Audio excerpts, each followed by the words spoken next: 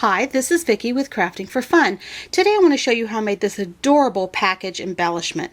It is a bow and a little envelope with an enclosure to put on a package. Super easy to make using the envelope punch board, and going into the holiday season I thought that this would be an adorable addition to some of my packages.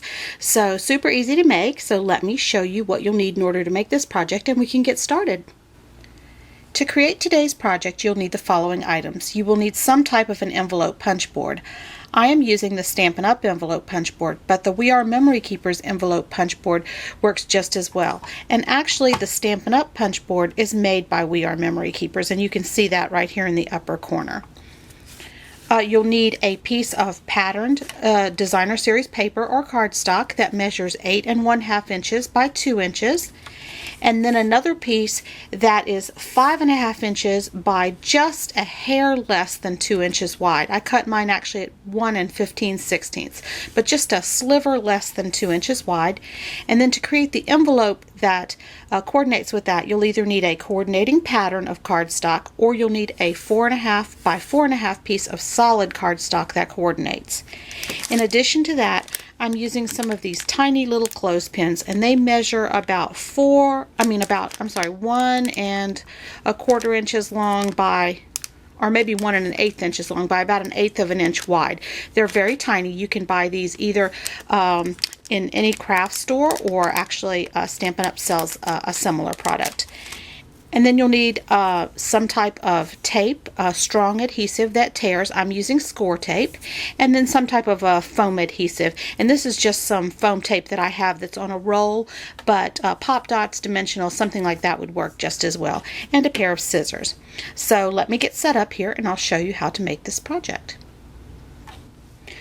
Okay, now we're ready to begin making our bow. So I have my 2 strips of paper, which are each about 2 inches wide, and I'm going to begin with the one that is 8 1/2 inches long.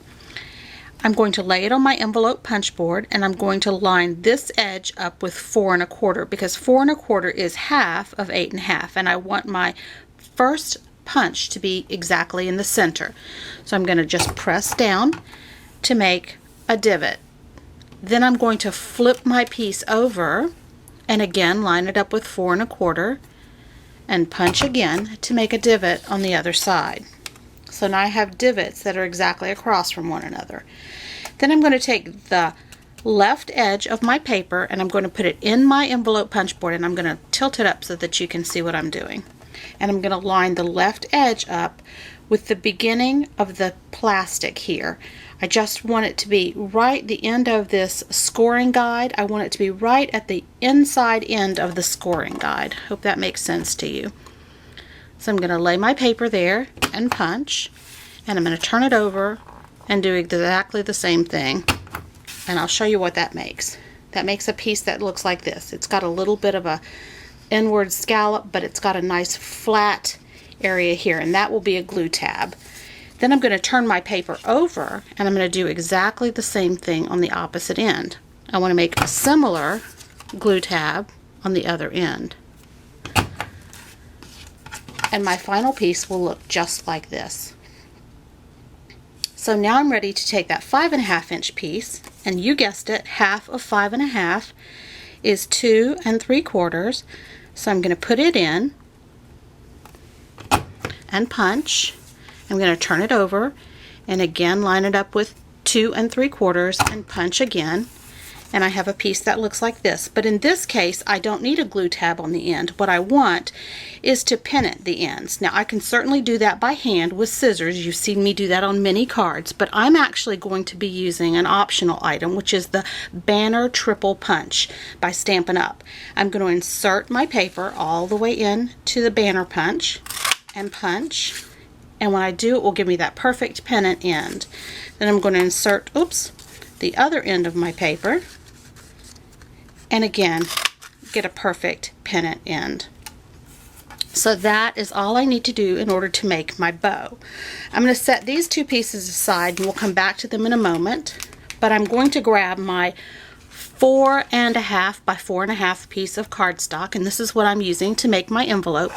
The color that I'm using today is Pool Party.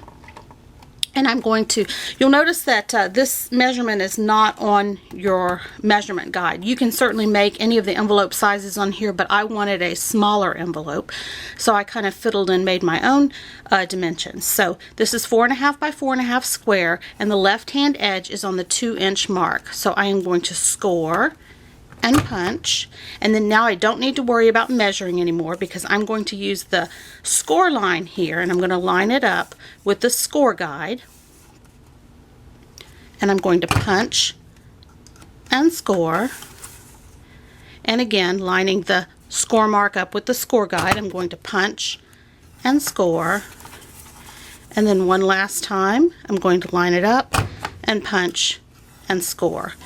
Now the only thing I have left to do is to go ahead and add a little extra detail by rounding the corners on the back using the little corner rounder that's built into my envelope punch board. And when I pick it up, there's my waist. So I'm going to move my envelope punch board aside and bring back all of those pieces. Now we're ready to go ahead and assemble. I have my score tape here. I'm going to tear a small piece, actually I'm going to tear a couple of small pieces, and I'm going to pick up my 8.5 inch long piece, and I'm going to turn it over on the back side, and I'm going to apply right near the very end of each side. I'm going to apply a little piece of score tape. Next I want to take a bone folder. Now you could use the bone folder that came with your envelope punch board, but I'm going to actually use my larger bone folder, and you're just going to soften the fibers a little bit in your paper. Just makes it so that it doesn't tend to crease when you fold it. I'm going to remove the liners, and now it's important for me to match up my little notch here with my little notch here. I want to match the pattern. Whoops. Like so, and this is what I have. I have a loop. Then I'm going to take the liner off of the opposite end. I'm going to match the pattern as best I can. There we go. And now what I have is something that looks, move this aside, something that looks like a figure 8. Now where the patterns meet, that's the back of my bow.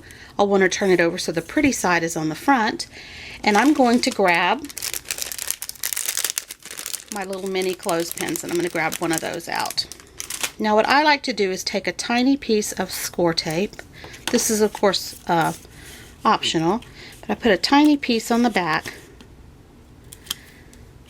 just at the top here, so just a tiny piece there, and then I'm going to turn my bow over and go ahead and clip my clothespin on, and I just do it at a slight angle, and I give it a good press, and that clothespin is still going to be operational. I can still open it and clip things on, but it just gives it a little bit of stability on the back. And now I'm ready to go ahead and apply it to the little pennant piece. So what I'm going to do is tear 2 pieces of score tape and put them just on either side of the center.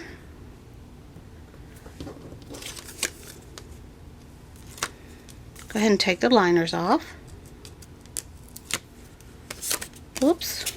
And then I'm going to add my, or put my 2 pieces together, and I just want to match the pattern here, and it should match at both the top and the bottom. And so you have something that looks like that. When you lay it flat, it's a bow. Very cute little bow that you could put on a package. But now we're going to work on the envelope.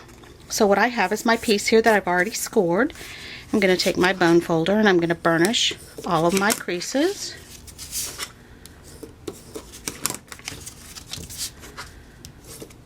Now you could really use any adhesive to fold this, to hold this little envelope together. But since I just happen to have my score tape handy, I'm going to go ahead and add that.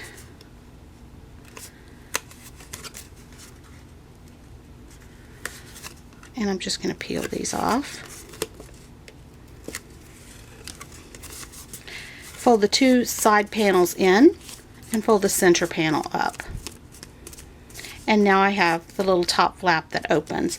Now, just as a decorative element, because this is a solid and this bow is a pattern, I decided to add a little more interest to it by incorporating a little heart detail. So what I did was I grabbed my little tiny heart punch, and you could do this with actually any shape punch, and just a coordinating color, which this just happens to be Crisp Cantaloupe from the paper. It's actually the coordinating color in the paper. I'm going to put a little tiny bit of adhesive, and then I can really stick that anywhere. I could stick it here on the flap, I could stick it on the envelope. This time I think I'll put it on the flap. So I'm just going to put it on there and press it down. And now I add this little envelope and I just pin it right on my card. Now, for the inside of my card, I cut a piece of white cardstock and just stamped "For You" and used some more heart detail. And I rounded the top and bottom corner, again using the envelope punch board. But you could just simply cut or put anything you want in there. Money, a note, anything. So to add this to a package, what I did was I took a little bit of this foam tape, and again, you can really use whatever you have. Cut a piece of it.